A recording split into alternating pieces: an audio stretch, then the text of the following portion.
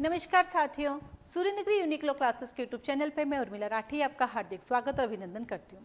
कैसे हैं आप सब लोग? बढ़िया। और कैसे चल रहा है आप सबके? फिलहाल तो सबके दिवाली की तैयारियां चल रही हैं। आप सबको दिवाली की ढेर सारी शुभकामनाएं। जैसे कि आप सबको पता है कि Suryanagari Uniqlo classes Diwali celebration अनुबंध जो ओल्ड एज होम है वहाँ सेलिब्रेट करती है। तो इसी सिलसिले में 19 अक्टूबर को वहाँ पे सेलिब्रेशन है। आप में से जो भी नियर बाई है वो जरूर आएगा 19 अक्टूबर को शाम को 5 बजे। चलिए इसी के साथ हम बात करते हैं। सूर्यनगरी यूनिक्लो क्लासेस बहुत सारे कोर्सेज चलाती है। उसी कोर्स के अंदर आती है इंग्लिश ग्रामर।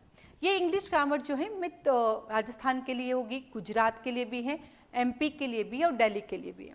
हम लोग एंटोनियम सिनोनियम भी करवाते हैं, फ्रेजल वर्ब की प्रिपरेशन भी करते हैं, हम लोग ईडियम्स भी करते हैं, साथ ही साथ प्रैक्टिकली लाइक टेंस है, डिटर्मिनर है, फिर पोजीशन है, आर्टिकल्स हैं हमारे, है ना, नरेशंस हैं, ये सब भी हम लोग करते रहते हैं। इसकी क्लास का टाइमिंग हमारे पास 2 होते हैं। मॉर्निंग में रहता है बैच हमारा एक, वो रहता है 9:30 से 10:30। ठीक है। इवनिंग में रहता है हमारे पास 7 to 8। तो 7 to 8 हिंदी चलती है। जब हिंदी ग्रामर खत्म होती है तो इंग्लिश ग्रामर शुरू हो जाता है, फिर इंग्लिश ग्रामर खत्म होती है तो हिंदी ग्रामर आ जाती है। ठीक वैसे ही मॉर्निंग में भी ये रहता है कि मॉर्निंग में अभी चल रही है इंग्लिश ग्रामर, फिर खत्म हुई हिंदी ग्रामर, तो ये रोटेशन में चलती रहती है।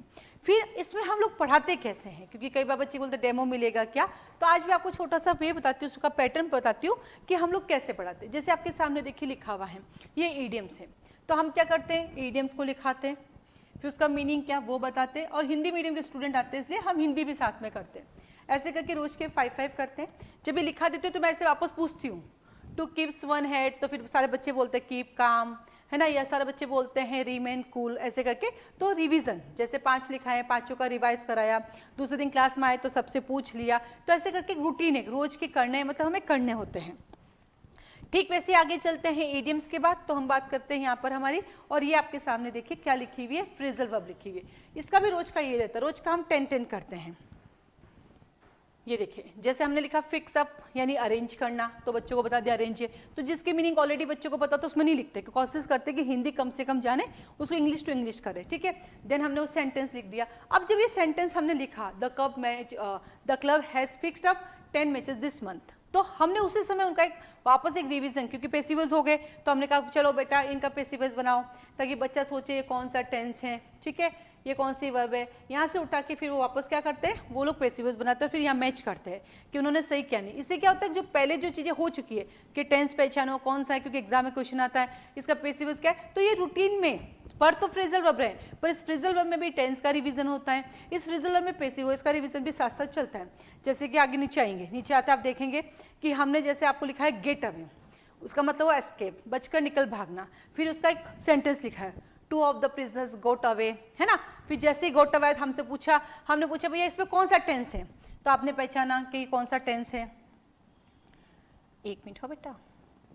तो जैसे आपने पहचाना कि भाई गोट अवे है, यानी यहाँ पे आपने अंडरलाइन की, तो ये क्या था लिखा, गेट अवे। गेट का क्या बन गया, गोट। इसका मतलब ये पास्ट सिंपल है। 4 ऑप्शन दिए, प्रेजेंट सिंपल है, पास्ट सिंपल है, या प्रेजेंट परफेक्ट है, क्या है वो चारों हमने आपको ऑप्शन दिए। फिर हमने आपसे आपके अपने आंसर सुने, फिर हमने अपना आंसर दिया, मैच कराया सही हुआ है गलत। तो पढ़ हम फ्रेजल वर्ब रहे, लेकिन साथ में हम टेंस को भी रिवाइज कर रहे हैं, साथ में पेसिव वॉइस को भी रिवाइज कर रहे हैं। ठीक है। उसके बाद हम आगे चलते हैं। ये आपकी रोज की 5 फ्रेजल वर्ब है। ठीक वैसे ही पहले लिखाती हूँ फिर बोलवाती हूँ, ऐसे रिवाइज करते हैं, साथ में सेंटेंस फॉर्मेशन भी कराते हैं, ताकि हिंदी मीडियम वालों को जो सेंटेंस फॉर्मेशन की दिक्कत है तो रोज प्रैक्टिस करने से इसका भी एक बेनिफिट मिलता है। फिर आगे चलते हैं हम लोग, ये है हमारे एंटोनियम सिनोनियम। रोज के 5 हम सिनोनियम कराते हैं। जैसे म्यूट, म्यूट का मतलब है डम और साइलेंट। फिर इसका आगे हिंदी भी लिखा, फिर मैं बोलूँगी म्यूट तो आप बोलेंगे डम, मैं बोलूँगी म्यूट तो आप बोलेंगे आपके साइलेंट, फिर मैं कहूँगी एक साथ म्यूट तो आप दोनों बोलेंगे डम और साइलेंट। ऐसे करके रिवाइज चलता रहता है, रिवीजन है, स्कूल में कैसे करते हैं बिल्कुल वैसे। फिर जैसे डम आया तो मैंने पूछा हाथों हाथ एक क्वेश्चन कि बताइए डम विटनेसेस कहाँ पढ़ते थे पहले, इंडियन एविडेंस एक्ट सेक्शन 119 ना, उसमें अमेंडमेंट हो गया। वो अमेंडमेंट कब हुआ आपका, ठीक है, और अब उसकी जगह पे क्या आ गया, यानी एंटोनियम सिनोनियम या पढ़ते हुए इंग्लिश को कोई भी ऐसी चीज हमें मिल जाती है जो हमारे लॉ से रिलेटेड है, तो हाथों वहाँ पूछ लिया। वो भी एक रिवीजन का पार्ट है, ताकि वो रिवीजन साथ साथ होता रहे, क्योंकि एकदम सब कुछ रटा नहीं जाएगा, लेकिन बार बार रिवाइज करोगे तो वो चीज़ें याद हो जाएगी। तो ऐसे करके 5 हम रोज के सिनोनियम करते हैं। फिर आता है हमारे पास 5 हमारे पास एंटोनियम है, जैसे कि हेस्टिका, आपके पास आ गया लेजिवली, तो ऐसे लिखाएंगे, फिर आपसे रिवाइज कराएंगे। जैसे हेट का आ गया लव करना, तो ये हिंदी भी लिखते जाए, जरूरत होती है हिंदी। फिर साथ साथ हिंदी के भी देखो, इसे हिंदी के विलोम शब्द भी कंप्लीट हो रहे हैं। जैसे उदात का दुर्जन होता है, नायक का खलनायक होता है, ये हिंदी में भी काम आते हैं। तो 2 in 1 हिंदी इंग्लिश दोनों साथ साथ चलता है, ठीक है। उसके बाद चलता हूँ, आगे चलते हैं।